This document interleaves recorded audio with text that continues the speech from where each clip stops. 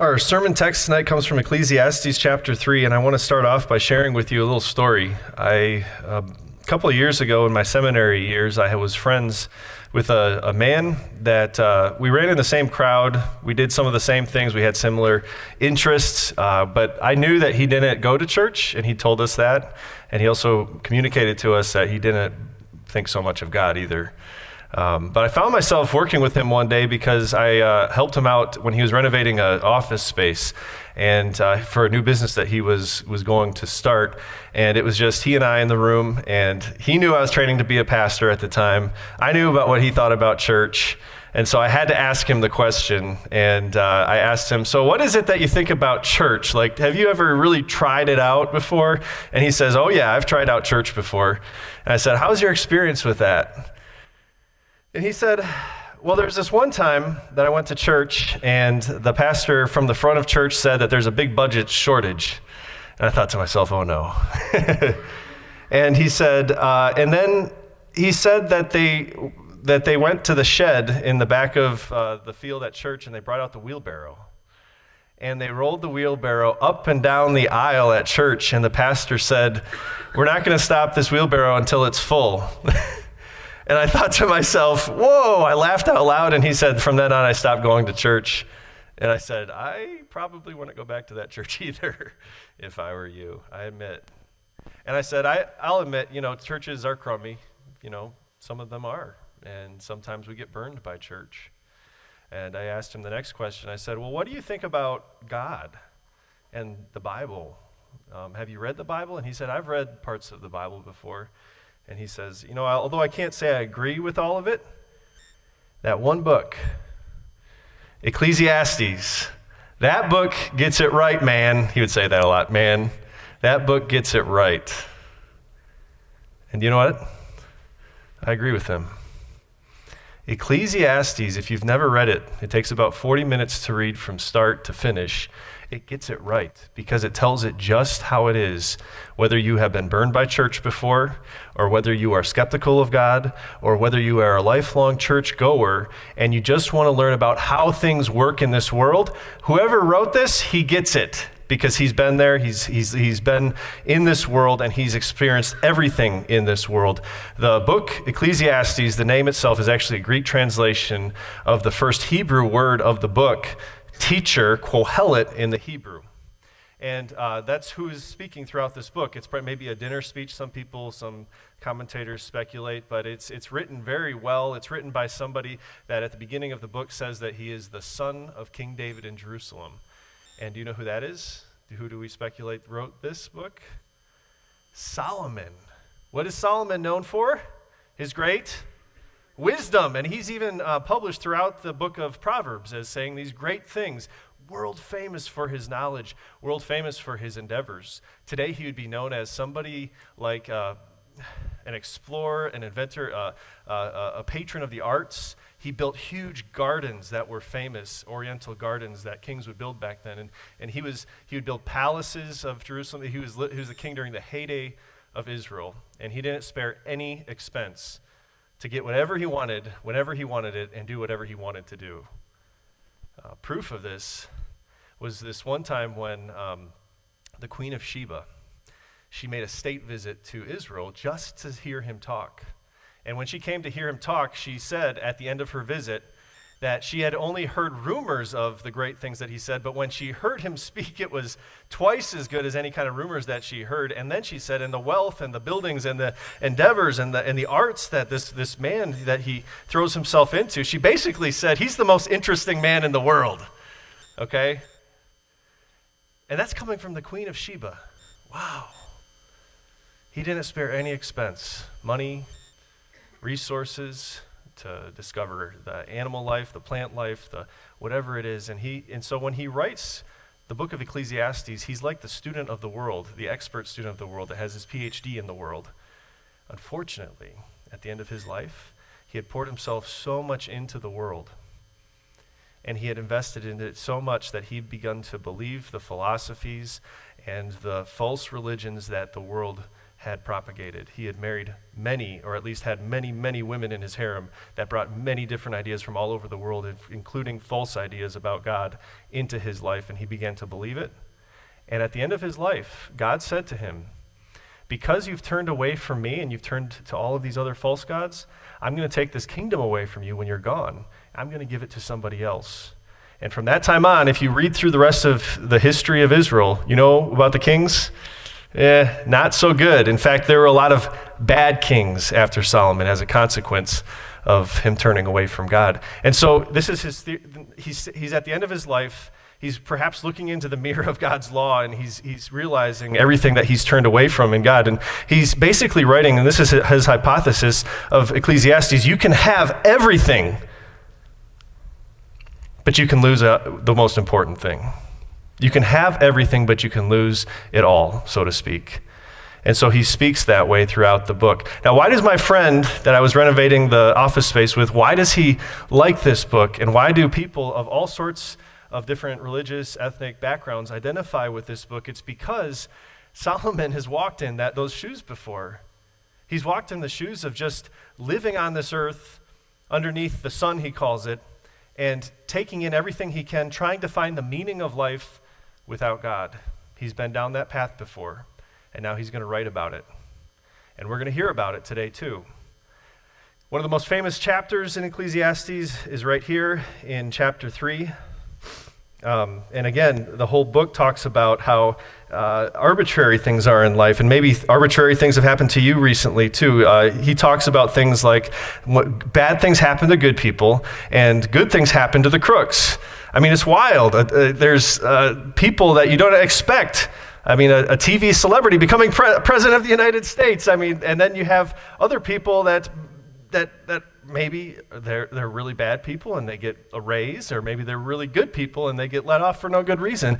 It's senseless, life on this earth, life in this world, he says. And then he says this. He says, there is a time for everything, and a season for every activity under the heavens, a time to be born and a time to die, a time to plant and a time to uproot, a time to kill and a time to heal, a time to tear down and a time to build up, a time to weep and a time to laugh, a time to mourn and a time to dance, a time to scatter stones and a time to gather them, a time to embrace and a time to refrain from embracing, a time to search and a time to give up, a time to keep and a time to throw away, a time to tear and a time to mend, a time to be silent and a time to speak, a time to love and a time to hate, a time for war and a time for peace.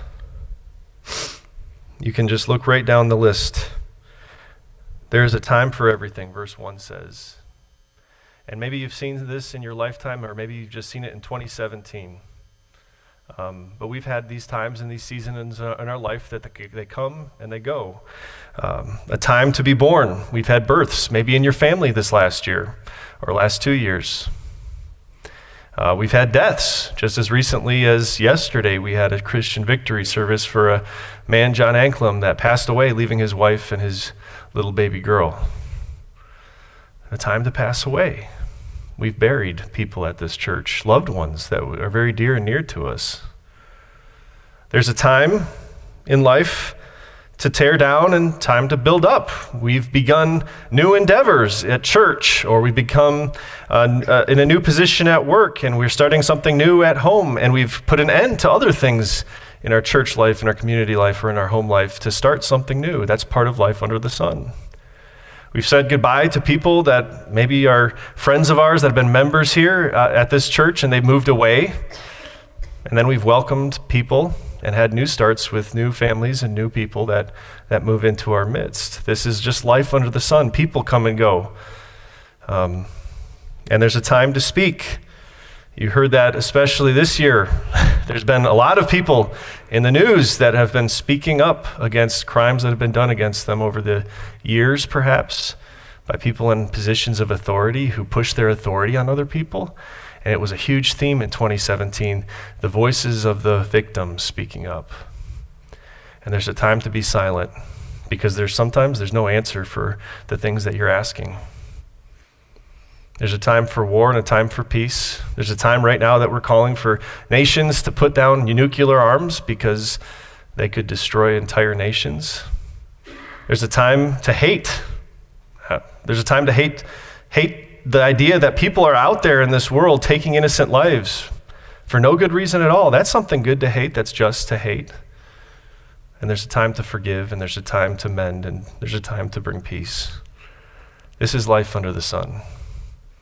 Now, you stop right here with these verses, and you might think to yourself, and some commentators say about these verses, this writer, Kohelet, he's just telling you the way that it is under the sun, and you really can't do anything about it. Nobody can. It's just deterministic. This is the way it is. Good things happen to bad people. There's good times, there's bad times. There's injustices, there's justices sometimes, but not always. And this is just life under the sun. And you end there. The philosophy goes like this. If that's the way life really is, and I can't control what's going to happen to me, and I can't control whether the good times are going to come, death or life or whatever it is, do you know what I'm going to call it the theology of life is then? What's the purpose? What's the meaning of life? Have you ever heard this before? The purpose of life, you'll hear people, because of the truth like this that they believe in, is be true to yourself and don't hurt others. That's all you can really do in this world. Be true to yourself and don't hurt anyone. And I agree with that. Life under the sun. I was flying from Austin to Milwaukee this summer on a trip with our music team. We were going to worship conference, and there in front of me in downtime, there was that magazine, Sky magazine. I don't know if you've seen that one before.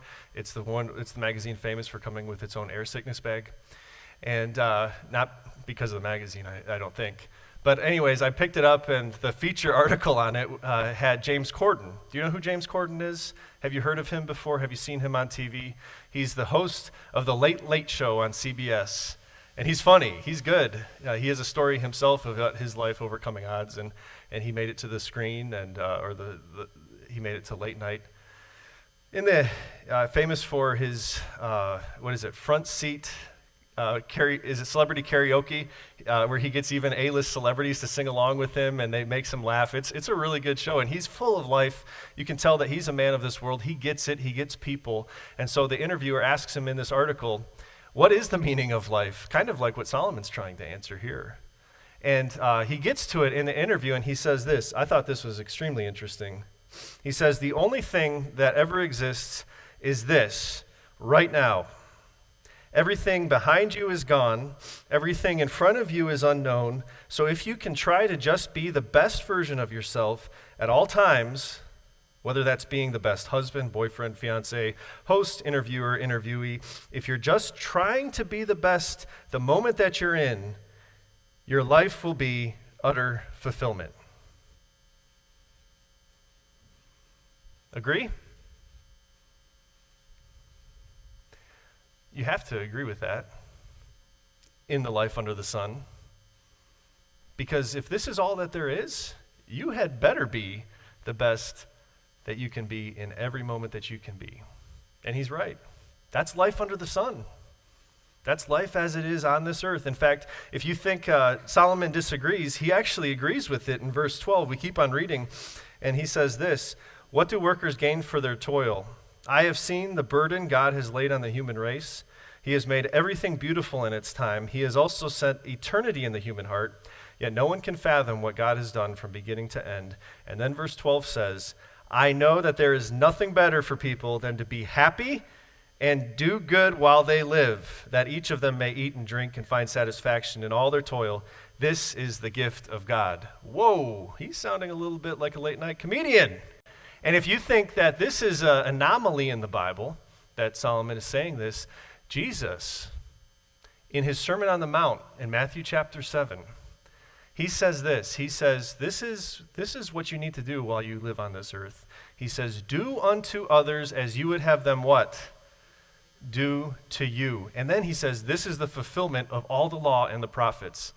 Now, you're scratching your head and you're thinking, now if an ancient king and a carpenter's son from Israel and a late night comedian all agree on the same thing, There's got to be something there.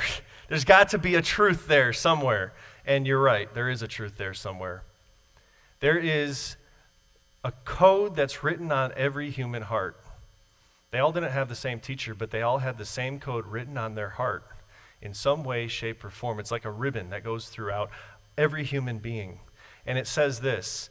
It says, I yearn for justice for myself and for another person. I yearn for fairness for myself, and I wish that this whole world were just as fair. I yearn for mercy and forgiveness and grace for myself, and I want to project that, and I want to be that, and I want this whole world to have that too. Solomon said it. Jesus said it.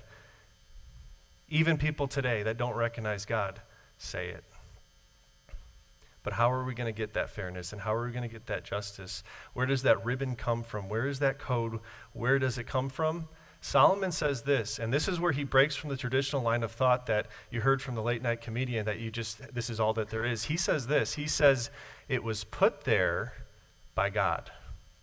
It had to come into your life by the divine, and it's put there when he says he has also set eternity in the human heart, that God has put something in our heart that wants justice and equity and fairness for ourselves, for others, and for this whole world. It doesn't come from science. And I'm not dissing you if you believe in science. I mean, science is real. I have a liberal arts degree. It's real.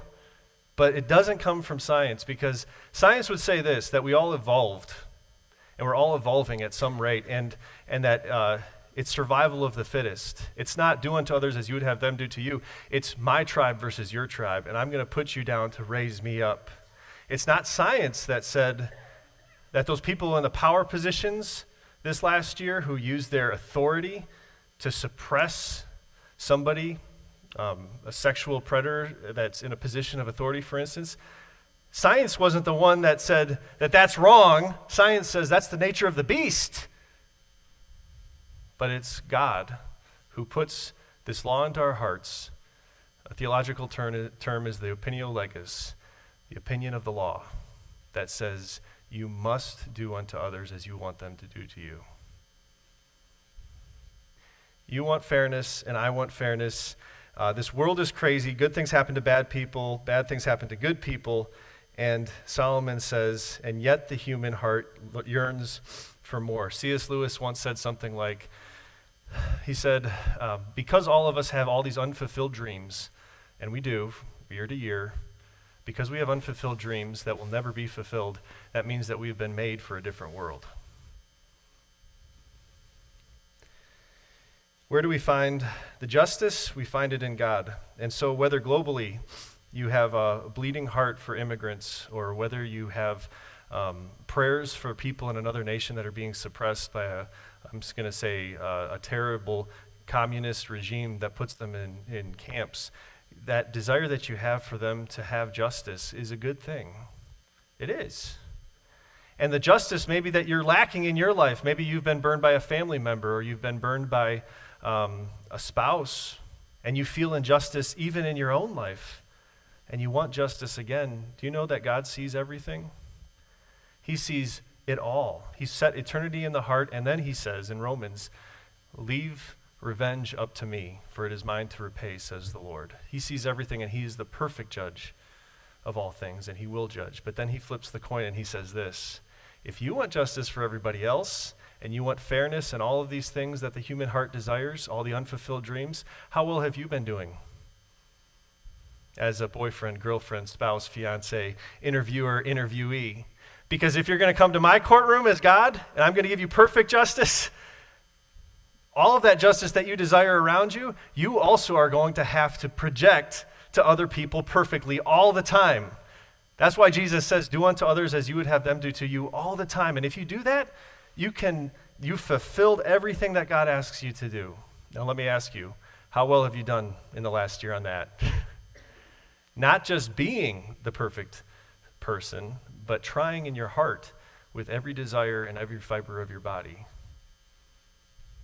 That leads us to something else. We're going to need something that's called grace and forgiveness, the very thing that we want for the whole world, we want for ourselves, And the only place that you can find it, you're not going to find it in the life under the sun. You're only going to find it, Solomon says, with God. Verse 14 says this, I know that everything God does will endure forever. Nothing can be added to it and nothing can be taken from it. God does it so that people will fear him. So life comes and goes, but God's plans are bigger than your 2017. They're bigger than your present moment, and his plans are bigger than your 2018 and everything that you have planned there. They're bigger than your New Year's resolution, and here is his plan. I'm going to tell you his plan by telling you a story. There's this one time in Matthew chapter 12 that Jesus is confronted by the religious leaders of his time. They were asking him, because he was making big claims and saying that he was God, they asked him, can you give us some sort of sign that you're from God? And Jesus said, no, that's ridiculous. That's like asking me to do a magic trick. It's petty. It's something that unbelievers ask for. And he says, I'm not going to give you a sign like that. He said, but the sign that you'll receive is this. Just like Jonah, and he was referring to an Old Testament figure, was in the belly of the fish for 3 days and 3 nights, so the Son of Man will be in the ground for 3 days and 3 nights. And then will be raised again. He was talking about his death and resurrection. And then he said, but you're still not going to believe that. He told them that. And then he said, shortly after that, the queen of the south will rise at the judgment with this generation and condemn it. For she came from the ends of the earth to listen to Solomon's wisdom. And now, something greater than Solomon is here. And some translations get it right. Instead of saying something, they say someone greater than Solomon is here. Do you know what he's talking about? What is he talking about? He's talking about himself. You see, he's saying, you people, you're in awe of this book of Ecclesiastes and the Proverbs and everything that Solomon wrote about. And we are. Even today, my friend, going back to the opening story, is in awe of this. You can take in the whole world. You can spare no expense to experience everything, start every business that you want to, go on every endeavor that you want to, have every woman that you want to. And at the end of it all, you can write this brilliant phrase, vanity, meaningless, and then the whole world's going to go, whoa, that's brilliant. That's exactly right. This is all meaningless. And you can be a queen that travels halfway across the world on a state visit just to take in the knowledge of Solomon, because he's so brilliant and his kingdom is so wise, and he's such the most interesting man in the world. People came and visited him because of the wisdom that he is. But Jesus says this, there's a wisdom, and here's another term from 2017, that breaks the glass ceiling of life under the sun. The one thing that gives you purpose and meaning, he says, that's even greater than Solomon's wisdom is me. What greater thing is there on this earth in life under the sun than to have a relationship with God? And yet, Jesus says, if you see me, you have the whole purpose of life on this earth. Because everything else is passing away. There's births, there's deaths, there's promotions, there's layoffs, there's all of these different things. But if you have me, you have the one thing that's certain, not just on this earth, but into eternity. He wasn't like Solomon, stuck up in a palace that would read a speech from a dais to a large group of people. He was born in a feeding trough to a low-income family. You could go up to him and his family without a reservation. The Queen of Sheba traveled halfway across the world on a state visit, and all of her cabinet had to get an audience with the cabinet of Solomon before she could even have access to him. And yet Jesus is saying, I'm bringing you access to God without an appointment. All it is believing.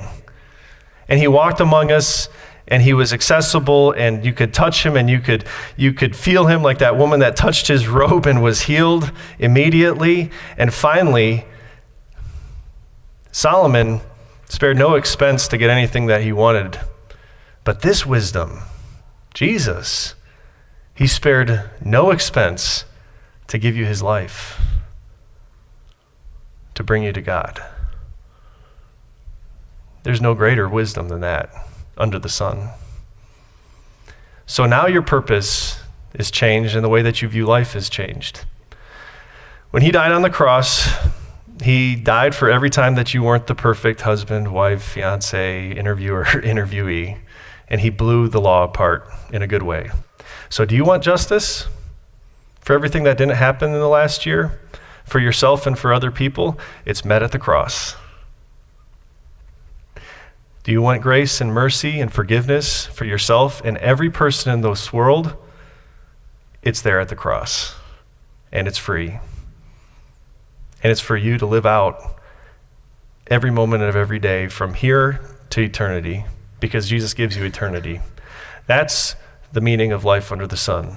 The glass ceiling has been broken, not by you or anything that you have done, but by God who came into your world and says, now I give it meaning and purpose. So you go back to verses 1-8 again, and you read them in a whole new light. Not in the light that this is just a deterministic, fatalistic, it's going to happen or not going to happen, but as you read through it, you think to yourself, a baby is born. What's my purpose? To bring that baby to who? To Jesus. As a grandparent, as a parent, as an uncle, as an aunt, or wherever God has put you in that little child's life, a baby is born, there is a new life. The purpose of your life is to get that baby to Jesus. There is a death. What's your purpose? To be there for that family of that loved one that passed into heaven, to give them Jesus. To live, like Solomon says, in fear of God and in faith in God, in everything that you do. When somebody walks into our congregation and they don't look like us or they don't talk like us, maybe your job is to give them Jesus with open arms and tell them that they have a place with him who is their Savior. Do you see how Jesus changes your purpose? Do you see how he gives you something on this world, in a meaningless world, to give it purpose and to give it meaning in my life and in your life? God created every season in life, and he ruled over your 2017. He will rule over your 2018 as well. But remember that in everything that he does, to fear, love, and trust, and to share him in those moments. Amen.